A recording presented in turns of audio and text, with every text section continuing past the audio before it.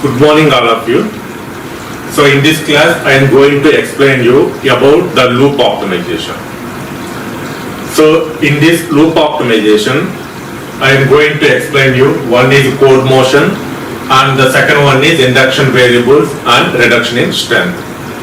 In the previous class I have already discussed about why we optimized the loops, why we are more concentrating on the loops, because I have already mentioned that it's a 90-10 rule. It is a 90-10 rule. What is meant by 90-10 rule? 90-10 rule. So that means here 90% of time takes only 10% of loop code. Okay, 90% of time takes only 10% of loop code. Remaining 90% of code, it takes only 10% of time. That's why here we are more concentrating on the loops. So whenever it is possible, maximum to reduce even one line. It is also very much useful to the programmer. So that's why we are more concentrating on the loops, because 90% of time takes only 10% of loop code. So in this process, we are concentrating on these 2 points. One is code motion, second one is induction variables and reduction strength. So what is meant by code motion? So here the code motion means nothing but, so here that decreases the amount of code in a loop block. See here the input is the flow graph. Flow graph means nothing but, here in a flow graph, the nodes are nothing but the blocks. So loop means nothing but even one block or more than one blocks having a loop. So decrease the amount of code in a loop. That means one block. So decrease the amount of code in a loop is called a code motion. Suppose if you take one block, the block contains 3 underscore statements. Suppose if it is a loop block, then we can reduce the amount of code. Suppose here initially it has total 5 lines. Suppose it is possible to reduce to 4 lines, that it is very much useful in terms of the execution, in terms of the speed and also in terms of the space. Okay. So code motion means nothing but the decrease the amount of code in a loop block is called a code motion.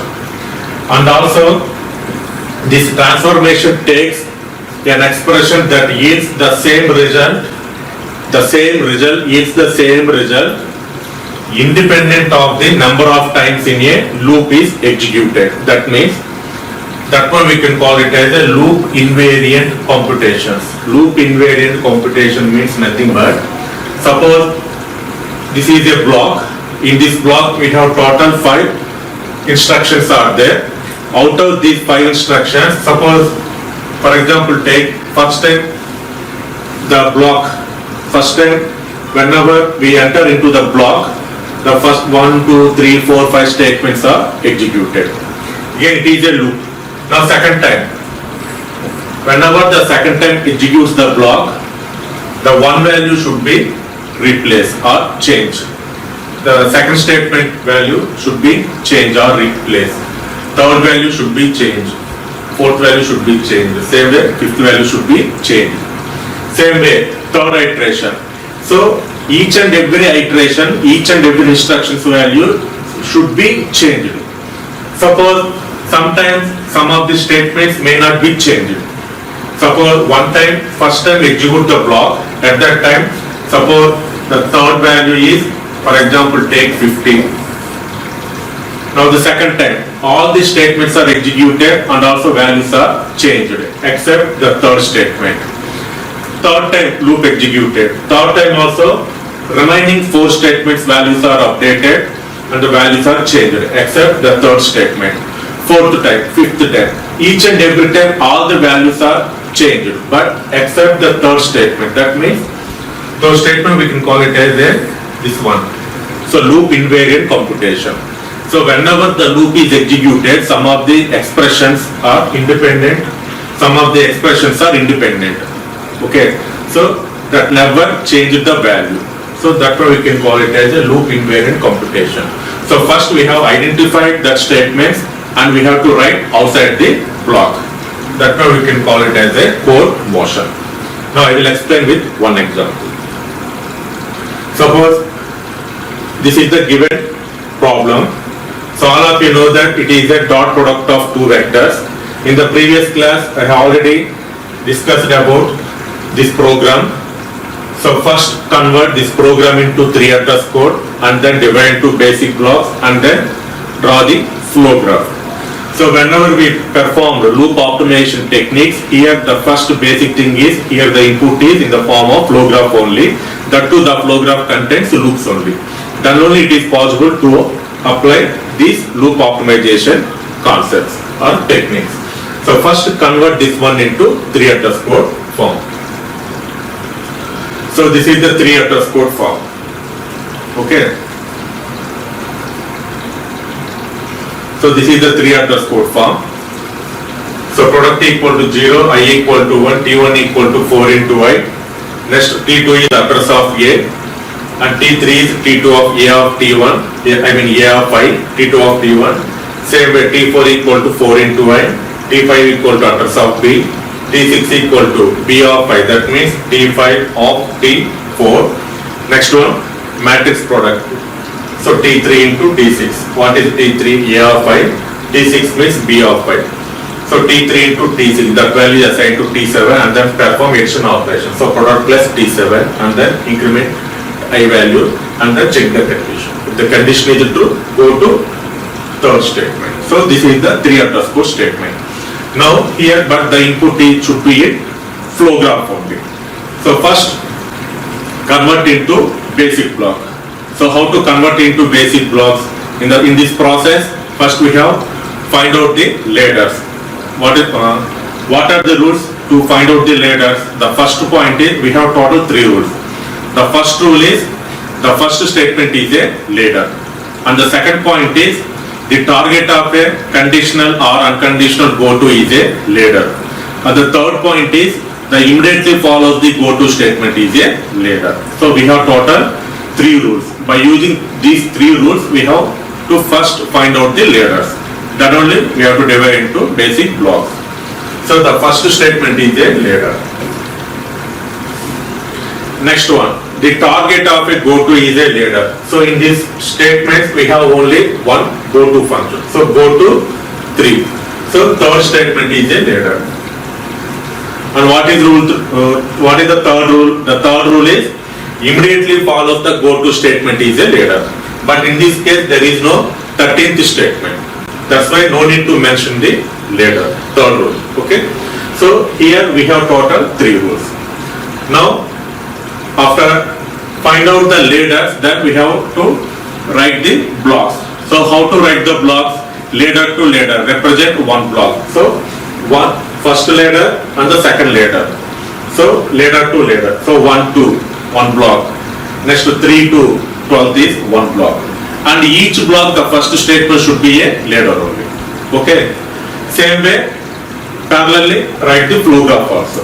So here the first statement is, so product equal to 0, I equal to 1, this is block 1, this is block 1, and block 2 is T1 equal to 4 into I, T2 equal to address of A, because here we are performing 4-bit mission. Okay, that's the -4. Suppose if we are performing 8-bit mission, you can put -8. Same way T3 equal to T2 of T1. Now A of I completed. Same way B of I. So T4 equal to 4 into I. Next T5 equal to address of B. T6 equal to B of I. That means T5 of T4. And then T7 equal to T3 into T6. T3 into T6. Next one, product equal to product plus T7. product plus T7, and then I equal to I plus 1. If I less than or equal to 10, go to B2. Go to third statement. What is the third statement? T1 equal to 4 into I. This one. So this is comes under second block. That's why you can write block 2.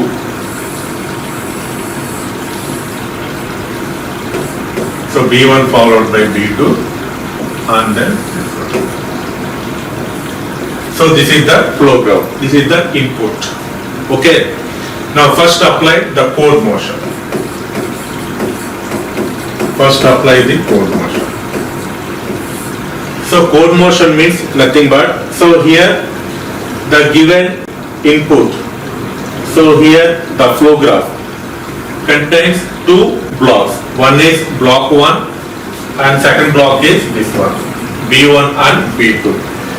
And block 2 is a loop. So loop we are performing the loop optimization. So loop optimization means we have total two techniques. One is code motion, second one is induction variable and reduction in strength. So we have to apply these two rules on block 2 only. So first apply code motion. So what is meant by code motion? Code motion means some of the expressions are independent on the loop. That means their value never change. Suppose, for example, first B1 executes, followed by B2. Now, if you observe B2 one by one, each and every statement. Suppose, for example, take T1 equal to 4 into I. What is the I value? Initially take I value is 1. So T1 value is 4. Next to T2 means it contains address of A. Next to T3 equal to T2 of T1. What is T1? 4. Same way T4 equal to 4. Address of B, 4. Now T3 into T6, T7 product. Again now I value is increment. And then again check the condition. If the condition is true, again loop is repeated. Now this time, second time, 4 into 2. Now I becomes 2. 4 into 2, 8. Previously T1 value is 4. Now it is 8. What is T2 value? Address of A. So the address, once the address is allocated throughout the program, the address will not be changed. So the address is same, no change. Same way T3 equal to T2 of 8. Now T4 value is also changed, 8.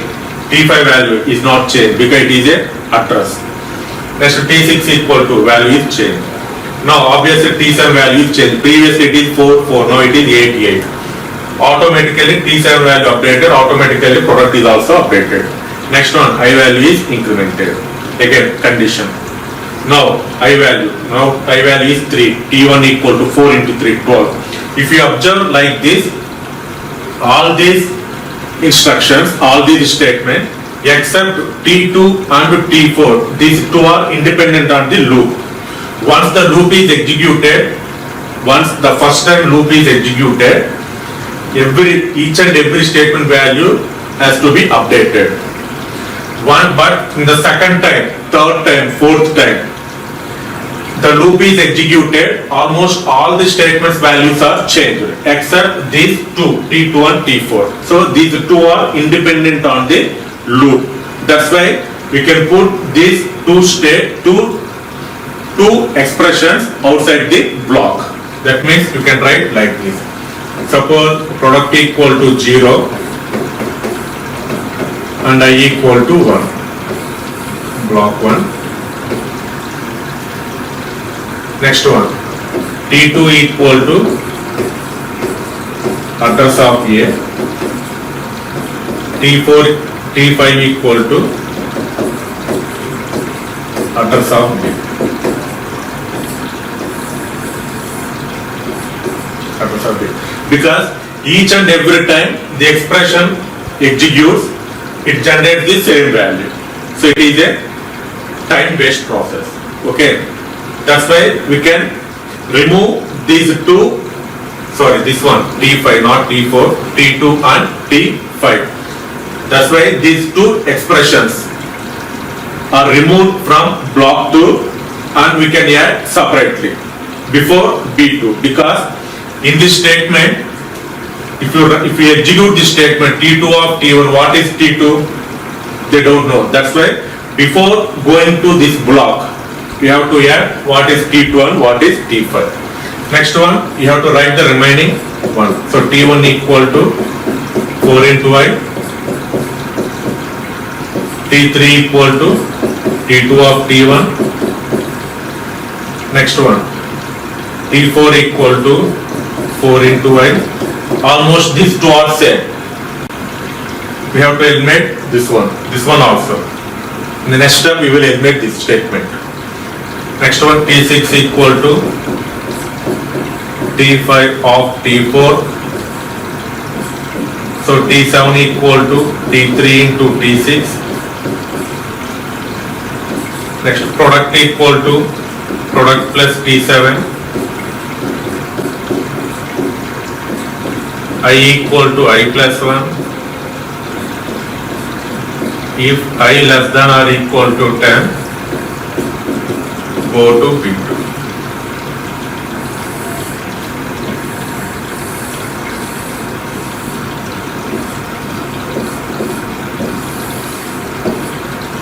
Go to B2, this one. Okay. Now this is about the code motion. So code motion nothing but, so each and every time the loop is executed, so each and every time, each and every statement, each and every instructions available in a particular block, the value should be changed. Suppose the value, in case the value not changed means you can simply remove that statement from that block and you can write outside that block separately. Okay. So in this case the T2 and T5 values are not changed because these two statements are independent of the loop. That's why we can separate these two. So this is about code motion. And the next one is reduction strength and induction variable. So reduction strength and induction variable means nothing but once you observe this, so the induction variable, what are the variables here? Suppose in this case generally we are using the variables, one is I and next one is the temporary variables. If you observe I and T1, if you observe I and T1, for example take I equal to 1, what is the T1 value? 4 into 1, 4. If you take I value is 2, what is the T1 value? 8. If you take I value is 3, T1 value is 12, 4, 16, 5, 20, like that. That means I value means each and every time I value is incremented by 1. At the same time, the temporary variable T1 is incremented by 4 times. Okay. So I is incremented by 1 time, T1 is incremented by 4 times. So these two are, the purpose is same. So these two are, we can call it as the induction variable. So in this case, we can use only one variable. Now, I am eliminating the variable I and I am using the variable T1 only. Now T1 every time is incremented by 4 times only. Okay, that is the induction variable. And the reduction strength means, already this point is already discussed in the previous class. The reduction strength means nothing but the higher operations are replaced with the cheaper one. Suppose multiplication. Now it is replaced with plus or minus. Power, it is replaced with some multiplication like that. Same way, here we are performing the multiplication operation. Instead of that, simply you can use either plus or minus operations. That way you can call it as a reduction strength. So in this case, so here the induction variable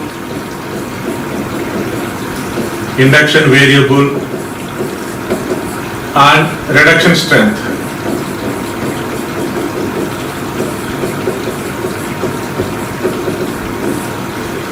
apply parallelly. So first one, write the product equal to 0. So the product equal to 0. No need to write I because I and T1 are the induction variables. In this case, I am removing the variable I. Okay. Now I am using only the variable T1 only, and each time T1 value is replaced with T1 value is incremented by 4 times. Okay. And next one, the T2, T5 values are same. So T2 equal to address of A. Next T5 equal to address of B. Now initially take T1 value is 0. So this is mentioned separately. So this is block 1 and this is third block. See, this is block in the code motion. If you take in the code motion, this is block 1, this is block 2, already existing one. So here we are adding one more new block. So this is the third block, B3. Same way here, B1, B3, this is the new block. So you can write B4. Now you have to modify these statements. So here what is the first statement? T1 equal to 4 into I. This is the multiplication operation. So in this case I am applying the reduction strength operation. So generally in this case we are removing the variable I. So and also here we are performing the multiplication. Instead of that multiplication I can use the temporary variable T1 equal to T1 plus 4. So initially what is the T1 value? 0. So 0 plus 4 means 4. T1 equal to 4. Here also initially take T1 value is 4. So both are same. Next one, T3 equal to T2 of T1. T2 of T1. Same. Next T4 equal to 4 into I. Almost both are generating the same value. That's why you can directly remove this statement. Instead of this statement you can use T1. So next one, T6 equal to T5 of T4. What is T4? 4 into I. That means T1. Next one, T7 equal to T3 into T6. Same. Next one, addition. So product plus T7. Next one, and there is no I statement.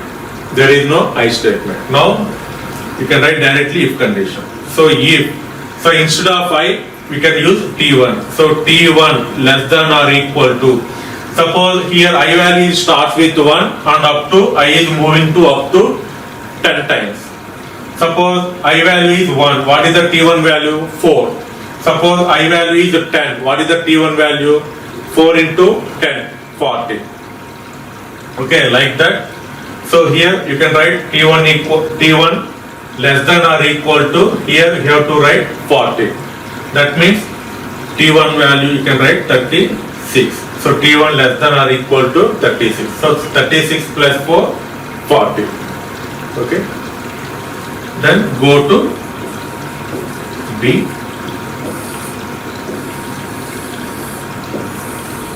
So it is a okay. So in this way we can perform induction variable and reduction strength parallelly. So induction variable means, so take the two variables and two variables are, one is interlinking. Suppose here in this case I is, every time I is incremented by 1, parallelly T1 is incremented by 4 times. That's why in this case I can remove the variable I. Now put T1 equal to 0 and T1 equal to T1 plus 4. Initially here we can perform the multiplication operation. Now this multiplication operation is reduced to addition operation. So this is the strength in reduction. So this is the output of the induction variable and reduction strength. So in this way, suppose in the given input, the loop contains total how many instructions? 1, 2, 3, 4, 5, 6, 7, 8, 9, 10. 10 instructions. Now, total 6 instructions. The 10 statements are reduced to 6 statements. Okay. So in this way, we can perform the loop optimization. Okay. So the loop optimization means we have concentrating on two things. One is code motion. Second one is induction variable and reduction strength. Thank you.